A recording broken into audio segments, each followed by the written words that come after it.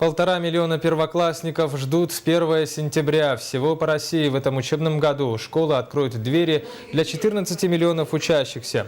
Эти цифры озвучил сегодня председатель правительства страны Дмитрий Медведев во время видеоселекторного совещания с регионами России. По информации Министерства образования Якутии, в школы республики пойдут 136 тысяч учеников. На 95% готовы к учебному году 1416 дошкольных общеобразовательных и среднепрофессиональных учебных заведений, оставшиеся 5% будут готовы к 1 сентября. В 223 школах проведен ремонт, 10 школ на 1500 мест достроят до конца года. Как отметил премьер Дмитрий Медведев, один из главных приоритетов – это доступность дошкольного образования. Мы последовательно снижаем очередность в детские сады.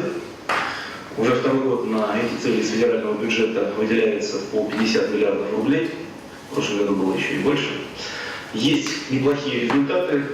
Мы дополнительно создали более 400 тысяч новых мест в детских садах. В этом появится еще порядка 350 тысяч мест.